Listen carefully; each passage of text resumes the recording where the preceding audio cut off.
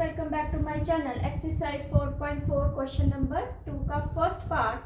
Teacher tells the class that the highest marks obtained by student in her class is twice the lowest marks plus 7।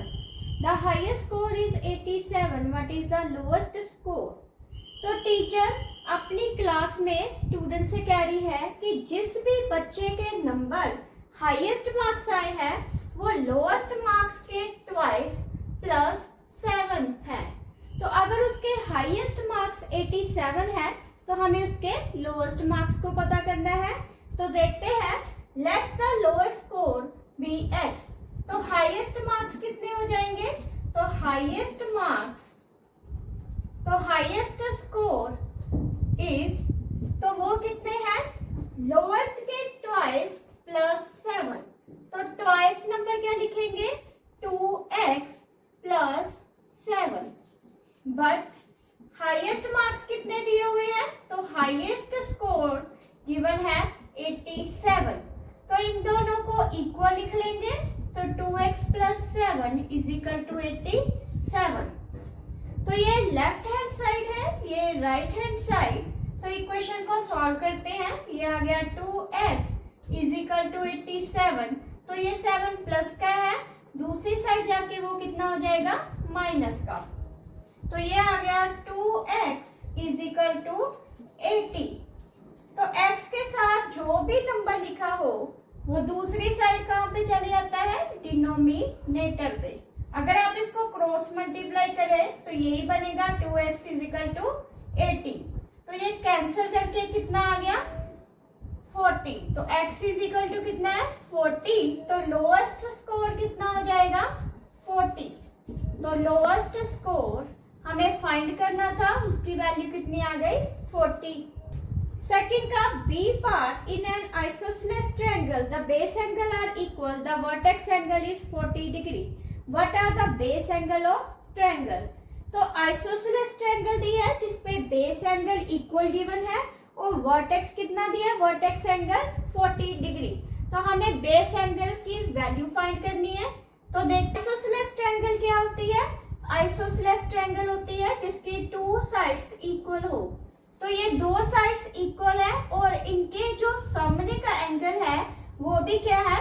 Equal. तो ये जो दो angle है वो equal है। ये बेस पे दिए हुए हैं तो इसको बेस एंगल बोल देंगे। तो इसको हम कंसीडर कर लेंगे, ये हमें गिवन नहीं है तो इसको कंसीडर करेंगे b डिग्री। तो जो वर्टेक्स एंगल है, वर्टेक्स इस पॉइंट पे है तो वर्टेक्स एंगल कितना गिवन है? 40 डिग्री। तो इसको फाइंड करने के लिए देखते हैं पहले बेस एंगल इक्वल टू कितना ले लेंगे? b degree. और वर्टेक्स एंगल वो कितने डिग्री का है? 40 डिग्री। तो आगे देखेंगे a plus B plus C equal to कितना होता है? 180 डिग्री। तो इसका रीजन क्या है?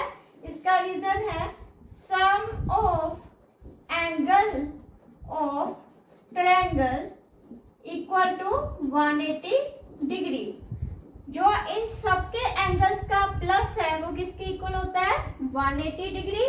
तो दो बेस एंगल हमें कितने दिए हैं? BB डिग्री और ये 40 डिग्री। इसको लिखेंगे 40 degree plus B degree plus B degree equal to 180 degree.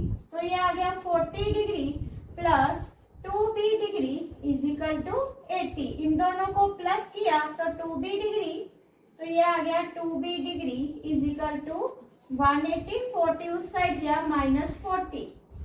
तो ये बन गया 2B degree is equal to 140 degree. तो ये B डिग्री कितना आ गया? तो B डिग्री आ गया 140/2, कटिंग करके कितना आ गया? 70 डिग्री। तो ये जो बेस एंगल है वो कितने डिग्री के है? 70 degree. Sachin scored twice as many run as a Rahul. तो जो सचिन के स्कोर है वो राहुल से 2 गुना ज्यादा है। And together their run fell 2 shots of a double century. अगर दोनों के स्कोर्स को मिला दिया जाए तो डबल सेंचुरी के लिए 2 स्कोर कम है। How many runs 1 score.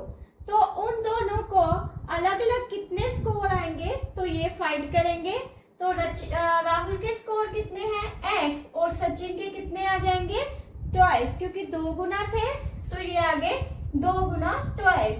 तो इन दोनों के मिला के जो डबल सेंचुरी थी उसमें 2 मार्क्स कितने 2 स्कोर्स कम थे, उसको कैसे लिखेंगे 198। Double century means 200।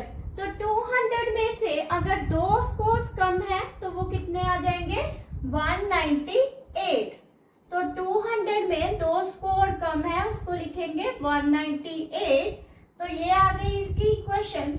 इसको सॉल्व करेंगे 2 + 1 = 3x = 198। अब x के साथ जो भी टर्म दी है वो दूसरी साइड डिनोमिनेटर पे जाएगी। तो ये कितना आंसर आएगा, तो ये आंसर आ जाएगा x = 66। तो इसका मतलब राहुल के जो मार्क्स हैं वो 66 स्कोर है और जो सचिन के स्कोर है वो 2 × 66। तो ये आ गया 6 × 2 = 12, 12 × 3 136।